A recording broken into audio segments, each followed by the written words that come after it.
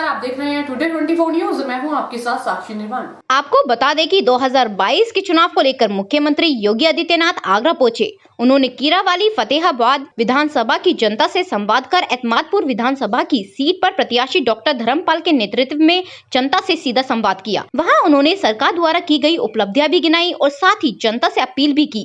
कहा, जिस तरह से हम जनता की सेवा करते आए हैं और करते रहेंगे, अब की बार फिर से भारतीय जनता पार्टी की डबल इंजन ट्रेन चलेगी और वह सभी सुविधाएं जनता को दी जाएंगी जो कभी सोची भी नहीं होंगी। बस जनता का साथ चाहिए। योगी आदित्यनाथ ने समाजवादी पार्टी पर सीधा शब्दों का वार भी किया और उनकी कमियां भी गिनाई। सीएम योगी ने सपा पर कड़ा प्रहार किया। कहा कि नौकरी निकलने पर लूटने को निकलते थे चाचा भतीजा। सीएम योगी ने एतमादपुर विधानसभा क्षेत्र के आवलखेड़ा मैदान से सीधा जनता से संवाद किया। उत्तर प्रदेश में जो सुरक्षा का माहौल बनाया गया है, नौजवानों के लिए रोजगार का माहौल बनाया गया है, उत्तर प्रदेश के किसानों के सम्मान का माहौल बनाया गया है, गरीबों के उत्थान का कार्य प्रारंभ हुआ है।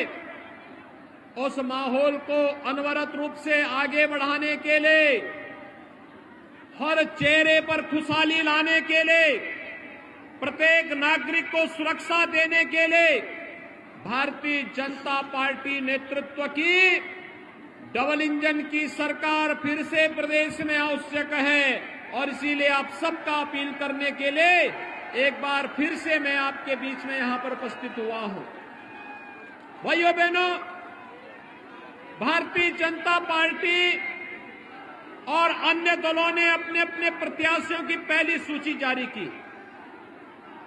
आपने देखा, भारतीय जनता पार्टी ने सामाजिक संतुलन बनाए रखते हुए, जैसे 7 वर्षों से प्रधानमंत्री मोदी जी के नेतृत्व में सबका साथ सबके विकास के भाव के साथ कार्य हुआ है, ऐसे ही भारतीय जनता पार्टी प्रत्याशियों की सूची में भी दिखाई देता है।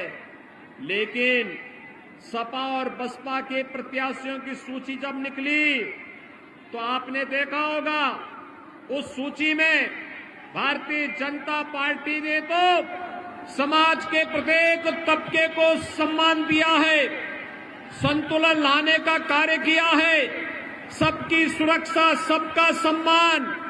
लेकिन सपा बसपा के प्रत्याशियों की सूची में पेशेवर अपराधी और माफिया और हिस्ट्री शीटर एक बार प्रदेश को दंगों की आग में झोंकने की उसकी कुत्सित मानसिकता को प्रदर्शित करता है। और इसीलिए मैंने आपको बार बार कहा है, भाजपा ने सुरक्षा दी है, भारतीय जनता पार्टी ही सुरक्षा देगी। आपको समाजवादी पार्टी के विकास को देखना हो तो भाइयों बहनों, ये विकास जमीन पे नहीं दिखाई देगा उनका। कहीं स्कूल नहीं, कोई विश्वविद्यालय नहीं, कोई हाईवे नहीं, कोई एयरपोर्ट नहीं, कहीं मेट्रो नहीं, स्कूल नहीं, बिजली नहीं, पानी नहीं। उनका विकास केवल एक जगह दिखाई देता है और समाजवादी पार्टी का विकास केवल कब्रिस्तान की बाउंड्री वाल तक सीमित है। भाइयों बहनों, कब्रिस्तान की बाउंड्री वाल तक उनका अपना कोई विकास नहीं। नौजवानों को नौकरी निकलती थी, चाचा भतीजा और पूरे महाभारत के सभी रिश्ते वसूली के लिए निकल पड़ते थे। हमने 5 लाख नौजवानों को सरकारी नौकरी दी। हम पूछना चाहते हैं समाजवादी पार्टी से कि आखिर उन्होंने नौजवानों की नौकरी पे डकैती डालने का कार्य क्यों किया? भारतीय जनता पार्टी की सरकार ने किसानों का कर्ज माफ भी किया। प्रदेश के 2 करोड़ 54 लाख किसानों के खाते में प्रधानमंत्री किसान सम्मान निधि का भी लाभ दिया। लेकिन समाजवादी पार्टी की सरकार तो उनके समय में किसान आत्महत्या करता था, गरीब भूख से मरता था, नौजवान पलायन करता था, पर्व और त्योहार के पहले कर्फ्यू लग जाता था, अराजकता का मंजर था, कोई सुरक्षित नहीं था। लेकिन 5 वर्ष के अंदर आपने देखा होगा कोई दंगा नहीं, कोई फसाद नहीं, कोई अराजकता नहीं, कोई गुंडागर्दी नहीं, और पेशेवर माफिया को सत्ता के संरक्षण में फलते फूलते थे, उनकी अवैध कमाई पर सरकार का बुलडोजर चलाने में भी सरकार ने मजबूती के साथ उस कार्यक्रम को आगे बढ़ाने का कार्य भी किया।